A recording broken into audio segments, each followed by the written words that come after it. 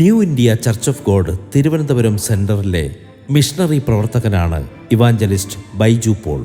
പാപമോഹങ്ങളിൽ വേട്ടയാടപ്പെട്ട യൗവനകാലത്തിൽ നിന്നും മദ്യപാനാസക്തിയിൽ നിന്നും വിടുതൽ പ്രാപിച്ച അനുഭവമാണ് ഈ സുവിശേഷകന് പറയുവാനുള്ളത്. മരണം മുൻപിൽ കണ്ട നിരവധി അനുഭവങ്ങൾ, നദിയിൽ മുങ്ങിത്താണുപോയ അനുഭവം, രാത്രിയിലെ ഭീകരതയെയും പകൽ പറക്കുന്ന അസ്ത്രത്തെയും നീ ഭയപ്പെടേണ്ട എന്ന ബൈബിൾ വാക്യം പോലെ എല്ലാ ഭയങ്ങളിൽ നിന്നും ദൈവം വിടുവിച്ച അനുഭവമാണ് ഈ ദൈവഭൃത്യൻ്റെ.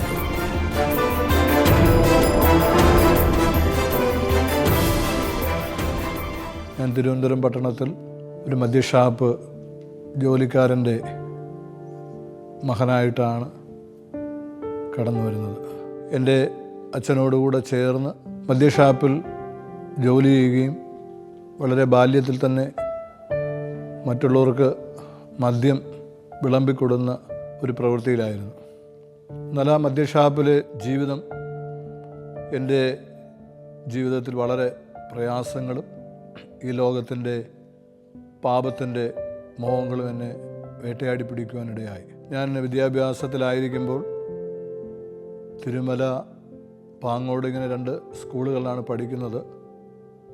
എന്നാൽ എൻ്റെ വിദ്യാഭ്യാസമൊക്കെയും ഈ ഷാപ്പ് ജീവിതത്തിലെ മുഖാന്തരം എനിക്ക് ശ്രദ്ധിക്കുവാനോ പഠിക്കുവാനോ കഴിയാതെ വല്ലാത്തൊരനുഭവത്തിൽ ഞാൻ എത്തിച്ചേരുവാനിടയായി. കുറേ നാളുകൾ എൻ്റെ പിതാവ് മദ്യഷാപ്പിൻ്റെ ബന്ധത്തിൽ പലയിടങ്ങളിൽ കടന്നു പോകുമ്പോൾ തന്നോടുകൂടെ ഞാൻ കടന്നു പോവുകയും മദ്യം കുറേശ്ശേക്ക് എൻ്റെ ജീവിതത്തിൽ ഉപയോഗിച്ച് തുടങ്ങുവാനും ഇടയായി. എന്നാൽ വിദ്യാഭ്യാസത്തിൽ നല്ലവണ്ണം പഠിച്ചുകൊണ്ടിരുന്ന ഞാൻ പെട്ടെന്ന് തന്നെ എൻ്റെ പഠനത്തിൽ ശ്രദ്ധയില്ലാതായി വല്ലാത്ത ഒരു ജീവിതത്തിൽ ഞാൻ അടിമപ്പെട്ടു പോകാൻ ഇടയായി. അങ്ങനെ സ്കൂളിൽ ഉള്ള ടീച്ചേഴ്സിന് എല്ലാം ബുദ്ധിമുട്ടുണ്ടാക്കുന്ന രീതിയിൽ ഞാനായിത്തീർന്ന അനുഭവങ്ങളുണ്ട്.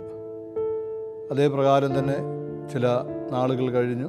ഏകദേശം 10ാം ക്ലാസ്സിൽ തിരുമല സ്കൂളിൽ പഠിച്ചു കൊണ്ടിരിക്കുമ്പോൾ എൻ്റെ പിതാവിന് അല്പ കാശ് ലഭിക്കുവാനിടയായി.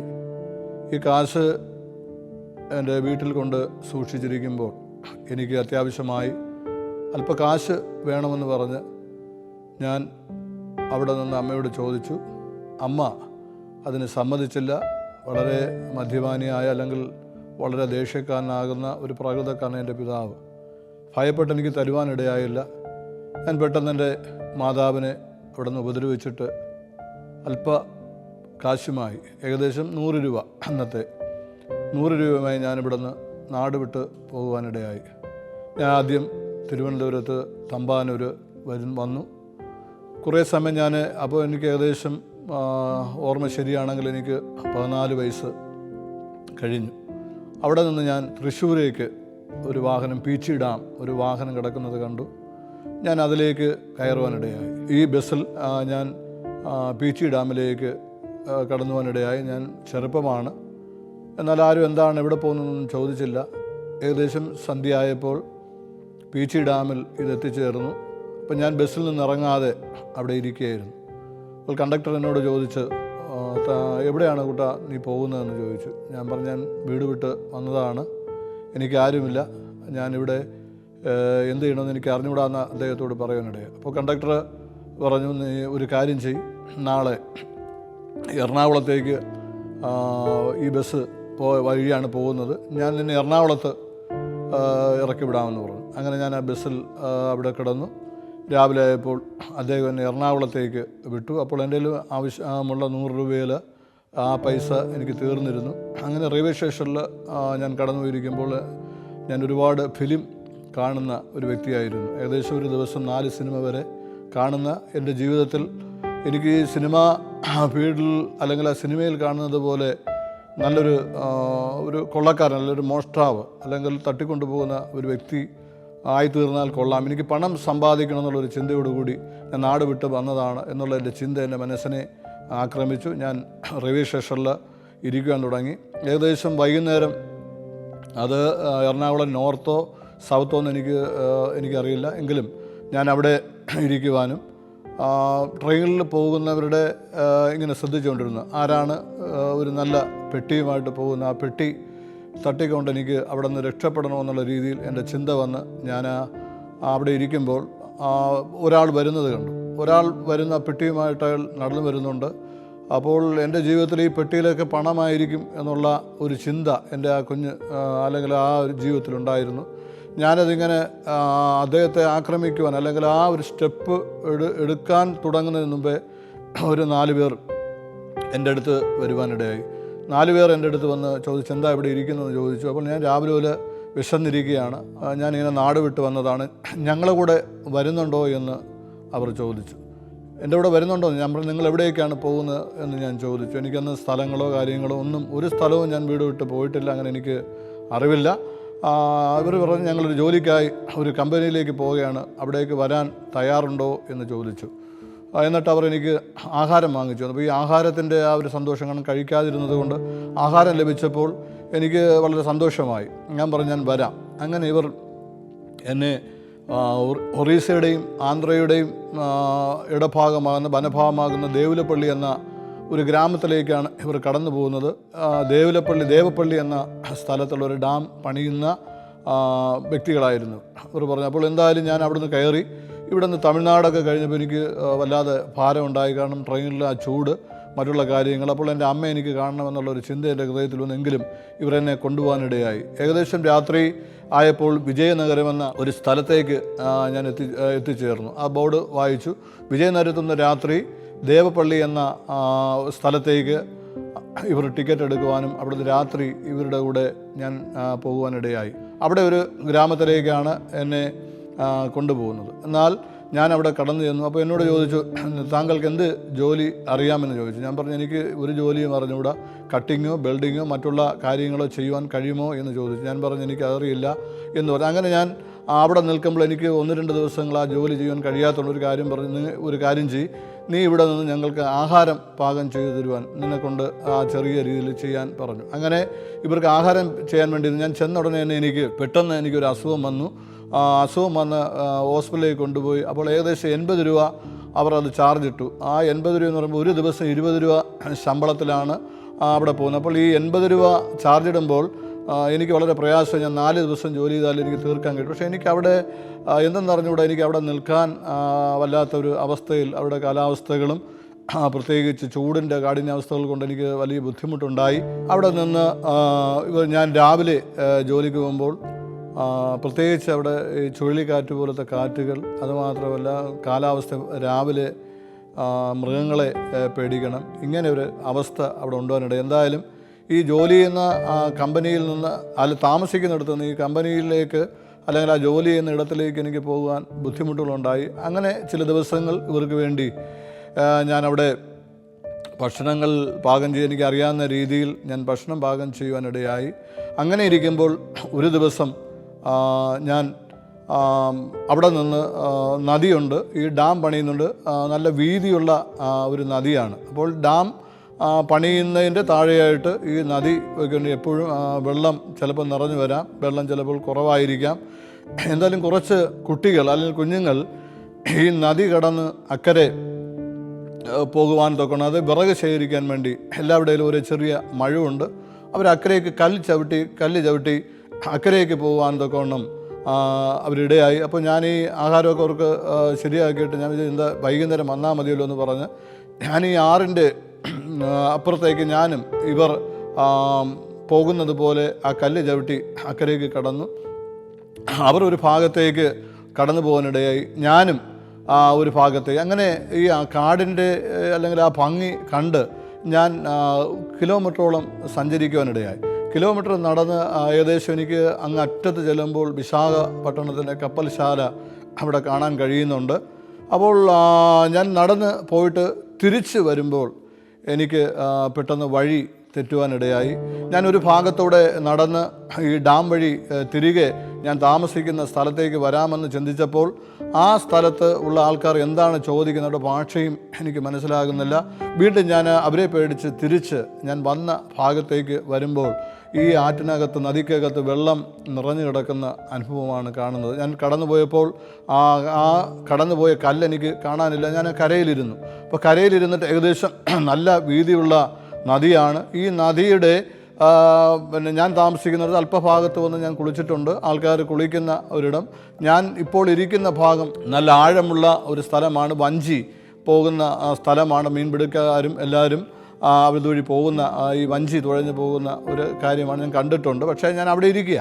അവിടെ ഇരുന്നിട്ട് എൻ്റെ മനസ്സിൽ ഇങ്ങനെ ചിന്തിച്ചു, ഞാൻ തിരികെ വീണ്ടും ഈ ഡാം വഴി കറങ്ങി വന്നാൽ രാത്രിയാകും. എനിക്ക് അവിടെ നിന്ന് അങ്ങനെ ആ വനപ്രദേശങ്ങളായതുകൊണ്ട് എനിക്ക് യാതൊരു വിധത്തിലും ഇങ്ങോട്ട് വരാനുള്ളൊരു ഒരു ധൈര്യം ഉണ്ടായില്ല. അപ്പോൾ ഞാൻ അങ്ങനെ ഇരുന്നിട്ട് ഞാൻ എനിക്ക് അക്കരയ്ക്ക് പോകണമല്ലോ, അക്കരയ്ക്ക് പോകണമെന്ന് ചിന്തിച്ചു. എന്തായാലും ഞാൻ നദിയിലേക്ക് ഇറങ്ങാൻ, എൻ്റെ ആഴം എനിക്കറിയില്ല. പക്ഷേ പെട്ടെന്ന് തന്നെ ഞാൻ ഈ നദിയിലേക്ക് കാല് വയ്ക്കുമ്പോൾ നദിയുടെ അടിയിലേക്ക് ഞാൻ താണു പോകാനിടയായി. നദിയുടെ അടിയിലേക്ക് താണു പോകുമ്പോൾ പെട്ടെന്ന് എൻ്റെ ഉള്ളിൽ നിന്ന് യേശുവേ യേശുവേ യേശുവേ എന്ന് 3 പ്രാവശ്യം ശക്തമായി അവിടെ ഞാൻ ആ നദിക്കകത്ത് വിളിക്കാനിടയായി. ഞാനിതുവരെയും യേശുവിനെ എനിക്ക് അറിയാം. വെട്ടുകാട് പള്ളി ഇവിടെ എല്ലാം കുഞ്ഞിലേ ഞാൻ കണ്ടിട്ടുണ്ട്. പക്ഷേ ഞാനൊരു ക്രിസ്ത്യാനിയായിട്ട് വന്നതിൽ എൻ്റെ പിതാവ് ഒരു ഹിന്ദുവാണ്. അപ്പോൾ യേശുവേ യേശുവേ യേശുവേ എന്ന് 3 പ്രാവശ്യം ഞാൻ അതിനു മുമ്പായി വിളിക്കുന്നതിന് കരയിലിരുന്ന് അപ്പുറത്തുള്ള ആൾക്കാർ അങ്ങ് ദൂരത്ത് നിൽക്കുന്നുണ്ട് ആ കാറ്റിൻ്റെ. പക്ഷേ ഞാൻ വിവിധ ഭാഷയിൽ എന്നെ ഒന്ന് രക്ഷിക്കാൻ വിളിക്കുന്നുണ്ട്. പക്ഷെ അതൊന്നും ആർക്ക് മനസ്സിലാകുന്നില്ല. ഞാൻ നദിയുടെ അടിയിലേക്ക് താണു പെട്ടെന്ന് എൻ്റെ കാലിലേക്ക് ഒരു കല്ല് ഉറയ്ക്കുവാനിടയായി. ഒരു കാരണവശാലും ഇവിടെ കല്ല് വരാനുള്ള അത്ര ആഴം ആ ഭാഗത്തുണ്ട്. വെള്ളം തുഴഞ്ഞു പോകുന്ന ഇടമാണ്. പക്ഷേ ഞാൻ യേശുവേ യേശുവേ യേശുവേ എന്ന് 3 പ്രാവശ്യം ശക്തമായി ഉറക്കെ നിലവിളിച്ചപ്പോൾ എൻ്റെ കാലിലെന്തോ തട്ടി എന്നെ നിർത്തുവാനിടയായി. ഞാൻ വേഗത്തിൽ ഈ കല്ല് വന്ന് പതിച്ചതുപോലെ എന്തോ എന്നെ താങ്ങി നിർത്തി ആ നദിയിൽ താന്നുകൊണ്ടിരിക്കുമ്പോൾ പെട്ടെന്ന് ഞാൻ വീണ്ടും കരയിലേക്ക് ചാടിക്കയറി അവിടെ വീണ്ടും ഇരിക്കാൻ തുടങ്ങി. കാരണം എനിക്ക് യാതൊരു മാർഗവും ഇക്കരെ വരാനില്ല.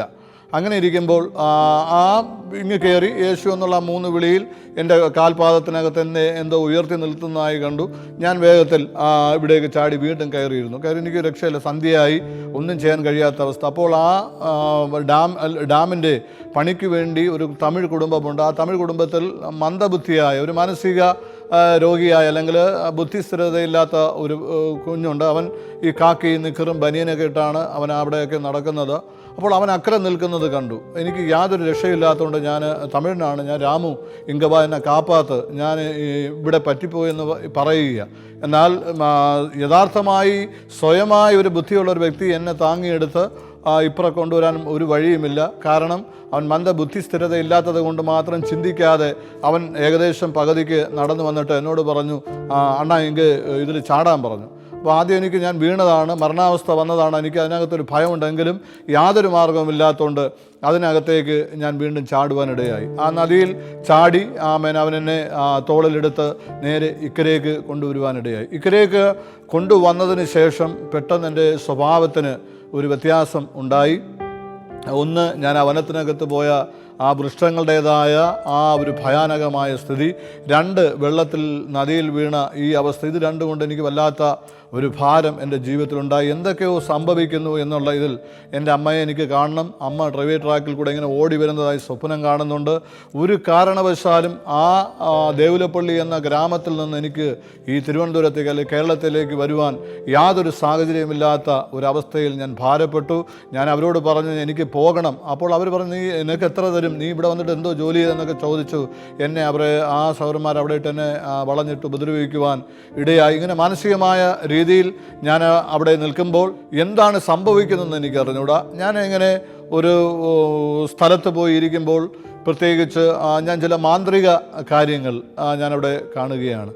ഒരു മാന്ത്രികപരമായ കാര്യങ്ങൾ എന്നെ എന്തോ മാന്ത്രികത്തിനകത്ത് അതിനകത്ത് അകപ്പെടുത്തിയിരിക്കുന്നത് പോലെ. പ്രത്യേകിച്ച് ഞാൻ ബസ് സ്റ്റാൻഡിൽ നിന്ന് രക്ഷപ്പെടുവാൻ ശ്രമിക്കുന്നു. ബസ് സ്റ്റാൻഡിൻ്റെ അവിടം വരെ എനിക്ക് പോകാൻ കഴിയുന്നില്ല.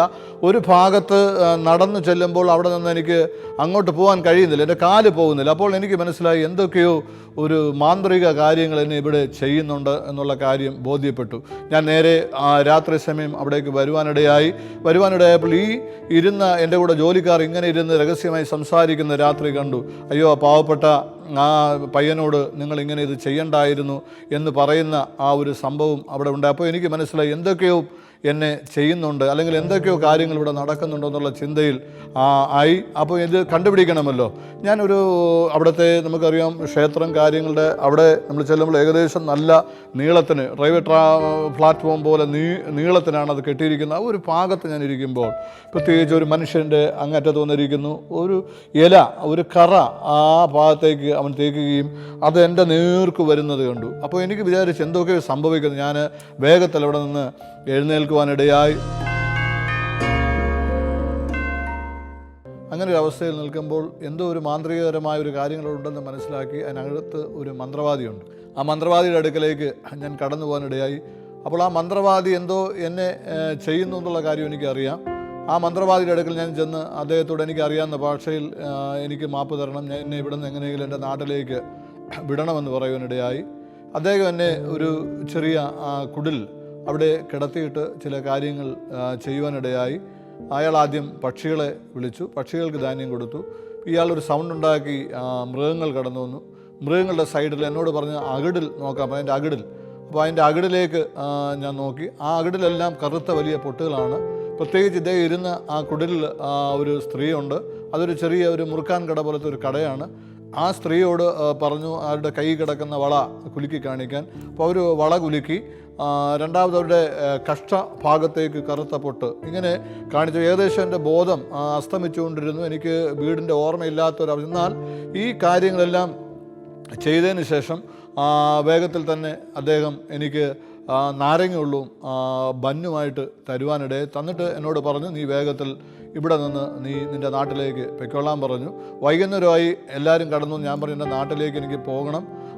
അവർ പറഞ്ഞു പൈസയൊന്നുമില്ലെന്ന് പറഞ്ഞ് അവർ 100 രൂപ എനിക്ക് തരുവാനും അവിടെ നിന്ന് ഞാൻ വരുവാനിടയായി. ഏകദേശം വൈകുന്നേരമോ രാവിലെ എനിക്ക് കൃത്യസമയം ഓർമ്മയില്ല. അവിടെ നിന്ന് ഞാൻ ബസ്സിൽ കയറുകയും വിജയനഗരം എന്ന സ്ഥലത്തേക്ക് ഞാൻ അവിടെ എത്തിപ്പെട്ടു. അവിടെ റെയിൽവേ സ്റ്റേഷനിലിരിക്കുമ്പോൾ മദ്രാസിലേക്ക് വരുന്ന ഒരു ട്രെയിനുണ്ട്. ആ ട്രെയിനിൽ കയറണം. എൻ്റെ കയ്യിൽ ഒരു പൈസയുമില്ല. ഇവർ തന്ന 100 രൂപയിൽ ഞാൻ വരുന്ന വഴിക്ക് ഏകദേശം 2-3 ദിവസം ആഹാരം കഴിക്കാത്തത് കൊണ്ട് ഞാൻ കടയിൽ നിന്ന് ഈ പഴം മറ്റുള്ളതൊക്കെ വാങ്ങി ഈ ബസ്സിലേക്ക് കൊണ്ടുവരുന്ന വാങ്ങി കഴിച്ചതിൻ്റെ പൈസ തീർന്ന് ഞാൻ അവിടെ ഇരിക്കുകയായിരുന്നു. എന്തായാലും വൈകുന്നേരം ഏകദേശം ഒരു 5 മണിക്ക് മുമ്പായിട്ട് ഒരു ട്രെയിൻ അവിടെ വരുവാ മദ്രാസാണ്. എന്നാൽ ഞാൻ അതിലേക്ക് ട്രെയിനിൽ കയറി വിജയവാഡ എന്ന സ്ഥലത്തേക്ക് വരുന്നതിന് മുമ്പായിട്ട് തന്നെ ഇപ്പോഴാണ് എനിക്ക് ആ സ്ഥലമൊക്കെ പേര് ഓർമ്മയുള്ളത്. എന്നാൽ ആ സമയത്ത് അവിടെ എത്തുന്നതിന് മുമ്പായി TTR കയറി എൻ്റെ അടുത്ത് ടിക്കറ്റ് ചോദിക്കുമ്പോൾ എൻ്റെ ടിക്കറ്റിൽ ഉടനെ എൻ്റെ പേൻസിനകത്തൂടെ കൈയിട്ട് എന്നെ അയാൾ കുരുത്ത് അവിടെ പിടിക്കുവാനിടയായി. വളരെ ജനം വിജയവാഡ ഇറങ്ങിക്കൊണ്ടിരിക്കുമ്പോൾ ഇയാൾ എന്നെ ഏകദേശം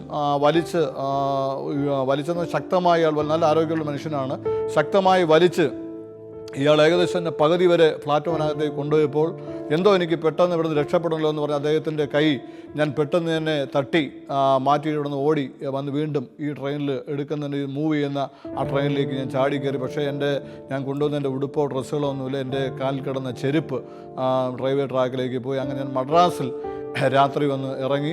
മദ്രാസിൽ ഇറങ്ങിയിട്ട് ഒരിടവും ഇരിക്കാൻ ആ പോലീസുകാർ സമ്മതിക്കുന്നില്ല. അങ്ങനെ ഞാൻ അവിടെ ഏകദേശം 1-2 ദിവസം അവിടെ പോസ്റ്റ് വരുന്നതിൻ്റെ ഭാഗത്തായിട്ട് കിടക്കുന്ന ഒരാൾ വന്നു. അയാൾ പറഞ്ഞു, നിങ്ങളിവിടെ കിടക്കരുത്, വേഗത്തിൽ പോകണം. അങ്ങനെ ഞാൻ മദ്രാസിൽ നിന്ന് ട്രിവാൻഡ്രം വണ്ടി വന്നു. അപ്പോൾ എൻ്റെ ഒരു പൈസയില്ല. ഞാൻ അവിടെ നിരാശനായിട്ടിരിക്കുമ്പോൾ അതിനകത്ത് കുറച്ച് മിലിറ്ററിക്കാർ അന്ന് ലീവിനായി പോകുന്നവരുണ്ട്.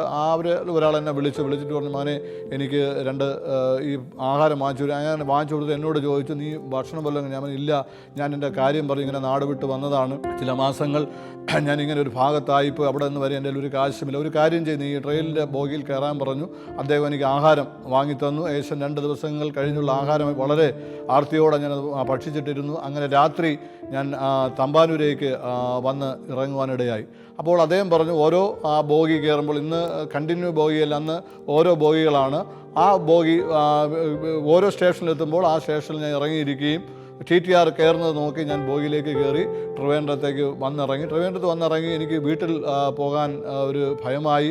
വളരെ പൈസയ്ക്ക് വേണ്ടി ഞാൻ നാട് വിട്ടുപോയ എനിക്ക് ചെരുപ്പില്ല, ഒരു വലിയ പേൻസും ഒരു വികൃതമായ വേഷത്തിൽ ഞാൻ വന്നിറങ്ങിയത് കൊണ്ട് ഇവർ എനിക്ക് ട്രെയിനിൽ വെച്ച് തന്ന കുറച്ച് കാശ് എടുത്ത് ഞാൻ ഇന്ന് തമ്പാനൂരിൽ കൈരളി ശ്രീ തിയേറ്ററിൽ കയറി സിനിമ കണ്ടിട്ട് അവിടുന്ന് രാത്രി ഞാൻ വീട്ടിലേക്ക് പോകുന്നു. വീട്ടിലേക്ക് പോയി എൻ്റെ അമ്മ എന്നെ പെട്ടെന്ന് കണ്ട് ഓടി വന്നെന്നെ കെട്ടിപ്പിടിക്കുന്നു. ഞാൻ അപ്പോൾ അച്ഛനെ കാണുന്നില്ല, അച്ഛനവിടെ ഇല്ലായിരുന്നു. പെട്ടെന്ന് എനിക്ക് എൻ്റെ മാനസിക നില തെറ്റി. ഞാൻ ഇനി ഒരു ദൈവത്തെ അറിയുന്നില്ല, എനിക്കൊരു ദൈവവുമില്ല, ഞാനൊരു നിരീശ്വരവാദിയായി ജീവിക്കുന്നു എന്നുള്ള രീതിയിൽ എൻ്റെ കുടുംബ വീടാകുന്ന മലയൻകീഴ് അപ്പച്ചിയുടെ വീടാകുന്ന സ്ഥലത്ത് ഞാൻ നിൽക്കുന്നു. അപ്പോൾ അവിടെ ആദ്യമായി രക്ഷിക്കപ്പെട്ടു വന്ന പോൾ മണികുമാർ എന്ന് പറഞ്ഞ പ്രിയ സഹോദരൻ, അദ്ദേഹം പറഞ്ഞു യേശു നിന്നെ വിടുവിക്കും, യേശു രക്ഷിക്കുമെന്ന് പറഞ്ഞു. പക്ഷേ യേശുവിനെ എനിക്ക് അത് വിളിച്ചിട്ടുണ്ടെങ്കിൽ എനിക്ക് അതിനോട് വലിയ താല്പര്യമില്ല. ഞാനൊരു നിരീശ്വരവാദി പോലെ, ഇനി എനിക്ക് ദൈവമില്ല, ഞാൻ പോയ വഴിക്കൊന്നും എന്നെ രക്ഷപ്പെടുത്തുവാൻ കഴിയാത്ത, അല്ലെങ്കിൽ എനിക്ക് സാമ്പത്തിക നന്മ ലഭിക്കാൻ കഴിയാത്ത ഒരു അവസ്ഥയിലായതുകൊണ്ട് ഇദ്ദേഹത്തോടെ ഞാൻ പള്ളിയിൽ പോകുമ്പോൾ ഇയാൾ നല്ല ആഹാരമായി, ഈ ആഹാരത്തിന് വേണ്ടി മാത്രം ഞാൻ അവിടെ 1-2 ആഴ്ച സൺഡേയിൽ കടന്നുപോയി. എന്നാൽ പെട്ടെന്ന് എനിക്ക് വീണ്ടും വയ്യാതായി എന്ത് രോഗമെന്ന് എല്ലാവരും കൂടെ പ്രാർത്ഥിക്കുന്നുണ്ട്. അപ്പോൾ ആൾക്കാർ പറഞ്ഞു നിങ്ങൾ ഇങ്ങനെ ഇട്ട് പ്രാർത്ഥിച്ചാൽ പറ്റില്ല. അങ്ങനെ 3 മാസക്കാലം ഞാൻ തിരുവനന്തപുരം ജനറൽ ഹോസ്പിറ്റലിൽ കിടന്നു. ഏകദേശം എൻ്റെ 7-8 പല്ല് പൊടിഞ്ഞു പോകാനിടയായി. അപ്പോഴത്തേക്ക് എനിക്ക് വേഗത്തിൽ ഈ മന്ത്രവാദി എൻ്റെ പുറകിലുള്ളതും മറ്റുള്ള ഭയാനകമായ കാര്യങ്ങൾ കൊണ്ട് ഞാൻ വളരെ നിരാശപ്പെട്ടു. എവിടെ നോക്കിയാലും ആ മന്ത്രവാദി എൻ്റെ പുറകെ നിൽക്കുന്ന ഒരു കാഴ്ച കണ്ടുകൊണ്ട് ഞാൻ പലപ്പോഴും ജനറൽ ഹോസ്പിറ്റലിൽ നിന്ന് ഇറങ്ങി ആയുർവേദ കോളേജ് ഭാഗത്തോട്ട് ഓടിയിട്ടുണ്ട്. വല്ലാത്ത മാനസിക അവസ്ഥയിലേക്ക് എൻ്റെ ജീവിതം മാറുവാനിട. എന്നാൽ മരിക്കുമെന്ന് തന്നെ ഉറപ്പായിട്ട് ചിന്തിച്ചു. എനിക്ക് സ്വബോധം നഷ്ടപ്പെട്ടു. മറ്റുള്ള വിവിധ തലങ്ങളിൽ ഞാൻ ഹോസ്പിറ്റലിൽ ഒരു മാനസിക രോഗിയെ പോലെ അലഞ്ഞു. 3, 4, 5, 6 ജില്ലാസിൽ നേരത്തെയുള്ള വാർഡുകളിൽ ഞാൻ ഓരോ മാസം 90 ദിവസങ്ങൾ ഞാൻ ഹോസ്പിറ്റലിൽ കിടക്കും. എന്നാൽ ഈ മെഡിസിൻ എൻ്റെ ശരീരത്തിൽ ചെല്ലും തോറും എനിക്ക് വീണ്ടും ഒരു വിടുതൽ കിട്ടി. എൻ്റെ ജീവിതത്തിൽ ഒരു സുഖമായി ഞാൻ വീണ്ടും വീട്ടിലേക്ക് കടന്നു വന്നു. അപ്പോൾ ഞാൻ പലരോടും പറഞ്ഞു ഇങ്ങനെ ഒറീസയിൽ വെച്ച് എനിക്കൊരു സംഭവമുണ്ടായി, യേശു എന്നെ ഇങ്ങനെ വിടുവിച്ചു, പക്ഷെ ആരും പറഞ്ഞാൽ നിനക്ക് തോന്നിയതായിരിക്കാം എന്ന് പറഞ്ഞ് അങ്ങനെ എൻ്റെ വിശ്വാസം വീണ്ടും നഷ്ടപ്പെട്ടു പോകാനിടയായി. വിശ്വാസം നഷ്ടപ്പെട്ടു പോയി, അതിൽ നിലനിൽക്കാൻ കഴിഞ്ഞില്ല. വീണ്ടും ഞാൻ എൻ്റെ പഴയ ജീവിതത്തിലേക്കും പാപത്തിലേക്കും കടന്നുപോയി. ഞാൻ പിന്നെ ടാക്സി വാഹനം ഓടാൻ വേണ്ടി അത് പഠിച്ച് അതിൻ്റെ അവസ്ഥകൾ ഇറങ്ങി. വീണ്ടും അച്ഛൻ ഇങ്ങനെ ഷാപ്പിൻ്റെ പ്രവർത്തനം ലഭിക്കുമ്പോൾ അവരോട് ചേർന്ന് മറ്റുള്ള മുതലാളിമാർക്കൊക്കെ മദ്യമൊഴിക്കുവാനും കാര്യങ്ങൾ വീണ്ടും ചില വർഷങ്ങൾ കഴിഞ്ഞു. ഏകദേശം 2000 ആവുമ്പോൾ എനിക്ക് തിരുവനന്തപുരം റിസർവ് ബാങ്കിനടുത്ത് ഒരു കള്ള് ഷാപ്പ് ഉണ്ടായിരുന്നു. ആ കള്ള് ഷാപ്പിലേക്ക് ജോലിക്ക് വേണ്ടി, അല്ലെങ്കിൽ അവിടെ സെയിൽസ് ആയിട്ട് അവിടെ ജോലി ലഭിച്ചു. അങ്ങനെ 1999 2000 കഴിഞ്ഞ് വരുമ്പോഴാണ് കല്ലുവാതുക്കൽ കേസ് നടക്കുന്നത്. കല്ലുവാതുക്കൽ കേസ് നടക്കുമ്പോൾ ഞങ്ങളുടെ ഷാപ്പും ചേർത്ത് അവർ അടിച്ച് പൊട്ടിക്കുവാനിടയായി. മൊത്തവും ക്രമീകരിച്ചു. ഞങ്ങൾ 3 ചെറുപ്പക്കാരുണ്ടായിരുന്നു. ഞാൻ എന്തിനും തയ്യാറായി നിൽക്കുന്ന ഒരവസ്ഥയായിരുന്നെങ്കിലും മുതലാളി ഈ ബേക്കറി ജംഗ്ഷനിലെ ഈ കള്ള് ഷാപ്പ് പൂട്ടി അതിനകത്തായി പോയി. ജനം വളഞ്ഞു. അന്ന് എല്ലാവരും കമ്പിപ്പാറകളും എല്ലാം എടുത്ത് ഷാപ്പ് അടിച്ച് പൊട്ടിച്ചു. അതിനകത്തിരുന്ന ട്രാകളെല്ലാം കുപ്പികളെല്ലാം അടിച്ച് പൊട്ടിച്ച് പ്രശ്നം നടന്നുകൊണ്ടിരിക്കുമ്പോൾ എൻ്റെ പുറകിലായിട്ട്, അതായത് തിരുവനന്തപുരത്ത് നിന്ന് കാട്ടാക്കട വരുന്ന ആ ബസ് സ്റ്റാൻഡിലേക്ക് ഞങ്ങൾ 3 പേരും ചാടി കയറുകയും അവിടെ നിന്ന് മ്യൂസിയത്തിൽ നിന്ന് പോലീസ് വണ്ടി വരികയും അവിടേക്ക് ഞങ്ങളെ കയറ്റി പോലീസ് ഞങ്ങളെ കൊണ്ടുപോയി. പ്രത്യേകിച്ച് അതിനകത്ത് വിഷമദ്യമോ മറ്റുള്ള കാര്യങ്ങളോ ഒന്നുമില്ല, അതിനകത്ത് യാതൊരു ഇതുമില്ല. കല്ലുവാതുക്കൽ നടന്ന സംഭവത്തോടനുബന്ധിച്ച് രാഷ്ട്രീയ പ്രശ്നമായിരിക്കാം, അങ്ങനെ ഒരു വിഷയമുണ്ടായെങ്കിലും അവിടെ കൊണ്ടുപോയി. അവിടെ നിന്ന് ഞങ്ങളെല്ലാം 3 വഴിക്ക് പിരിയുവാനിടയായി. അവിടെ നിന്ന് എൻ്റെ വീട്ടിലേക്ക് ഞാൻ കടന്നുപോയി. വീട്ടിൽ കടന്നു പോകുമ്പോൾ എനിക്ക് ഞായറാഴ്ച തോറും ഞാൻ മദ്യപിക്കുന്നവനാണ്. ഇഷ്ടംപോലെ മദ്യപിക്കുകയും എൻ്റെ ശരീരത്തിന് മുറിവുകളൊക്കെ ഉള്ള ഒരു വ്യക്തിയാണ്. അങ്ങനെ ഇരിക്കുമ്പോൾ എനിക്ക് കുടിക്കാനില്ലതായി. പെട്ടെന്ന് എൻ്റെ കൈകാലുകൾ വളഞ്ഞ് വല്ലാത്തൊരു രൂപത്തിൽ ഞാൻ ആയി എന്ന് പറഞ്ഞാൽ കുനിഞ്ഞു. അപ്പോൾ ഈ കുനിഞ്ഞു പോയി ഞാൻ നേരെ കാട്ടാക്കട ഒരു ഹോസ്പിറ്റലിലേക്ക് കടന്നു പോകുന്നു. ഡോക്ടറെ കാണാൻ പറഞ്ഞ് നേരെ മെഡിക്കൽ കോളേജിലേക്ക് കടന്നു പോകണം. അങ്ങനെ മെഡിക്കൽ കോളേജിലേക്ക് കടന്നു പോകാൻ വേണ്ടി ഞാൻ നോക്കുമ്പോൾ എൻ്റെ കയ്യിൽ കാശില്ല. ഈ കാശില്ലാത്തത് കൊണ്ട് ഞാൻ വിചാരിച്ചു ഇനി എനിക്ക് ജീവിച്ചിട്ട് കാര്യമില്ല എന്ന് പറഞ്ഞ് എൻ്റെ വീട്ടിൽ, അന്ന് പണിതീരാത്തൊരു ചെറിയ വീടാണ്, ആ വീട്ടിൽ ഫാനിൻ്റെ കൊളുത്തിൽ എൻ്റെ മാതാവിൻ്റെ സാരി എടുത്ത് കെട്ടി കഴുത്തിടുവാൻ വേണ്ടി, അല്ലെങ്കിൽ ഞാൻ ആത്മഹത്യയ്ക്ക് വേണ്ടി ഏതാനും നിമിഷങ്ങളുള്ളപ്പോൾ ഇന്ന് പോത്തങ്കോട് IPCയിൽ ശുശ്രൂഷിക്കുന്ന മേഹാലിൽ അഭിഷിക്തൻ മാമച്ചൻ പാസ്റ്റർ കടന്നു വന്നു. മാമച്ചൻ പാസ്റ്റർ ഭാര്യയായിട്ട് സ്കൂട്ടറിൽ അവിടേക്ക് കടന്നു വരുന്നിടയായി. പ്രിയ സഹോദര, നീ മരിക്കുവാൻ വേണ്ടിയുള്ളവനല്ല, യേശു നിന്നെ രക്ഷിക്കുമെന്ന്. ഞാൻ പറഞ്ഞു, യേശുവിനെ എനിക്ക് ഇഷ്ടമാണ്, പാസ്റ്റർ ഇറങ്ങി പോകുമെന്ന് പറഞ്ഞു. പാസ്റ്റർ ഞാൻ നിർബന്ധിച്ചു, നിങ്ങൾ പോകണം, കാരണം മരണത്തിൻ്റെ ആ കൊതി, അല്ലെങ്കിൽ എനിക്ക് മരിച്ചാൽ മതി എന്നുള്ള രീതിയിൽ ഞാൻ നിൽക്കി. എൻ്റെ കൈകാലുകൾ വളഞ്ഞിരിക്കുന്നു, രക്തം കട്ടപിടിച്ചിരിക്കുന്നു, എനിക്ക് ഇനി ജീവിതമില്ല എന്ന് പറഞ്ഞാൽ പാസ്റ്ററോട് വന്നാൽ പാസ്റ്റർ പറഞ്ഞില്ല, യേശു നിന്നെ വിടുവിക്കാൻ ശക്തനാണ്. അപ്പോൾ ഞാൻ പറഞ്ഞു, എനിക്ക് യേശുവിനെ അറിയാം, പക്ഷേ യേശുവിന് വേണ്ടി ജീവിക്കാനോ എൻ്റെ മദ്യപാനമോ എൻ്റെ പാവപ്രവൃത്തിയോ മാറ്റുവാൻ കഴിയില്ല, അതുകൊണ്ട് എനിക്ക് മരിച്ചേ മതി. എന്നാൽ ആ ദൈവദാസൻ എൻ്റെ ഭാര്യ ഇറക്കിയിട്ട് ഒരു ചെറിയ വീട്ടിലേക്ക് എന്നെ കൊണ്ടുപോകാനിടയിൽ. ആ ചെറിയ വീട്ടിൽ കുറച്ച് അമ്മച്ചിമാരും കുറച്ച് പേരും മാത്രം പ്രാർത്ഥനയ്ക്ക് ഇരിക്കുന്നു. ദൈവദാസൻ എന്നോട് പറഞ്ഞു, നീ മരിച്ചു, നീ ജീവിക്കും. ഞാൻ പറഞ്ഞു, പാസ്റ്റേ ഞാനിവിടെ മരിക്കാനല്ലേ ഇരുന്നത്, ഇവിടെ വന്നു. അപ്പോൾ ഒരു വാക്ക് പറഞ്ഞു, നിനക്ക് വേണ്ടി അനേകർ പ്രാർത്ഥിക്കുന്നുണ്ട്, അനേകർക്ക് പ്രാർത്ഥിക്കുന്നു. എന്നാൽ എൻ്റെ കഠിനമായ ഹൃദയത്തിൽ അങ്ങനെ അനേകരും എനിക്ക് വേണ്ടി. ഞാൻ തിരിഞ്ഞു നോക്കിയ പ്രിയ അമ്മച്ചിമാരിയ്ക്കുന്നു, അവർ പ്രാർത്ഥിക്കുന്നുണ്ട്. എന്നാൽ എൻ്റെ കഠിനമായ ഹൃദയം അവിടെ അലിയുവാനും അന്ന് ഞാൻ യേശുവിനെ എൻ്റെ ജീവിതത്തിലേക്ക് രക്ഷകനായി സ്വീകരിപ്പാൻ ഇടയായി. യേശുവിനെ രക്ഷകനായി സ്വീകരിച്ച് ഞാൻ അങ്ങനെ കർത്താവിൻ്റെ ഒരു മകനായി മാറുവാനിടയായി. ഞാൻ തീരുമാനമെടുത്തു, എൻ്റെ ആത്മഹത്യയ്ക്ക് ഇരുന്ന് എന്നെ വിടുവിച്ച്, അല്ലെങ്കിൽ ആ ഒറീസയുടെ നദി എനിക്ക് പെട്ടെന്ന് ഓർമ്മ വന്നു. ആ ഒറീസയുടെ നടുവിൽ ആ നദിയിൽ നിന്ന് യേശുവാണ്. എനിക്ക് മനസ്സിൽ ആ പാറയായിരുന്നു. വചനം പറയുന്നു, ക്രിസ്തുവാകുന്ന പാറ. അപ്പോൾ യേശു ക്രിസ്തുവാണ് പാറ എന്ന് എനിക്ക് മനസ്സിലായി. ആ 15-ാമത്തെ വയസ്സിൽ യേശുവിനെ അറിയാത്ത, യേശുവിനെ ആരാധിക്കാത്ത എൻ്റെ ജീവിതത്തിൽ യേശു ആ നദിക്കകത്ത് ഇറങ്ങി വന്നെന്നെ വിടുവിച്ചെങ്കിൽ അവൻ എന്നെ മരണത്തിന് ഏൽപ്പിച്ചില്ല. എൻ്റെ വീണ്ടും പോയ ചരിത്രത്തിലേക്ക്, പാപത്തിലേക്ക്, മരണത്തിലേക്ക് തള്ളിക്കളയാതെ യേശു എന്നെ രക്ഷിച്ചു. ആ യേശു രക്ഷിച്ചതുകൊണ്ട് ഞാൻ ഏകദേശം ഇപ്പോൾ 25 വർഷങ്ങളോളമായി യേശുവിനെ സ്വന്തം രക്ഷിതാവായി സ്വീകരിച്ച് ഒരു സാക്ഷിയായി, ഒരു സുവിശേഷകനായി ഇന്ത്യയുടെ പല ഭാഗങ്ങളും കടന്നു പോകാനിടയായി. യേശുവിൻ്റെ അത്ഭുതങ്ങൾ, അനേക അത്ഭുതങ്ങൾ പറയുന്ന സമയത്തിൻ്റെ പരിമിതി കൊണ്ട് ഞാനിവിടെ അവസാനിപ്പിക്കട്ടെ. അപ്പോൾ ആ അത്ഭുതങ്ങൾ കൂടെ ഇന്നും എന്നെ നടത്തിക്കൊണ്ടിരിക്കുന്നു. എത്രയെത്ര അപകടങ്ങൾ, അനർത്ഥങ്ങൾ, മരണങ്ങൾ എൻ്റെ ജീവിതത്തിൽ കടന്നു വന്നു. അതിൽ നിന്നെല്ലാം യേശു ക്രിസ്തു എന്നെ രക്ഷിച്ചു. അതുകൊണ്ട് എനിക്ക് പറയാനുള്ളത്, പ്രിയ സഹോദര, പ്രിയ സഹോദരി, അല്ലെ യൗവനക്കാരെ, എൻ്റെ പ്രായത്തിലുള്ള പ്രിയ സഹോദരൻ, ഒന്നും നശിച്ചു പോകാതെ നിങ്ങൾ ഏത് അവസ്ഥയിലാണെങ്കിലും ആ നദിയുടെ നടുവിൽ യേശുവിനെ അറിയാത്ത എന്നെ ആ യേശു ക്രിസ്തു ഒരു പാറയായി രക്ഷിച്ച് ഇന്നും ഈ 50 വയസ്സോളം ജീവിക്കുവാൻ തക്കുന്ന അവസരം നൽകിയെങ്കിൽ നിശ്ചയമായി നിങ്ങൾ ഏത് വിഷയത്തിൽ, ഏത് ഭാരത്തിലാണോ, ഏത് ദുഃഖത്തിലാണോ, യേശുവേ യേശുവേ എന്ന് നിലവിളിക്കുന്ന നിശ്ചയമായി നിങ്ങളുടെ വിഷയങ്ങൾക്ക് അനുഗ്രഹവും വിടുതലും സമാധാനം ലഭിക്കും. എല്ലാവരെയും ദൈവം അനുഗ്രഹം, ഈ സാക്ഷ്യം നിങ്ങളുടെ ജീവിതത്തിൽ ഏറ്റവും അനുഗ്രഹമായി മാറട്ടെ.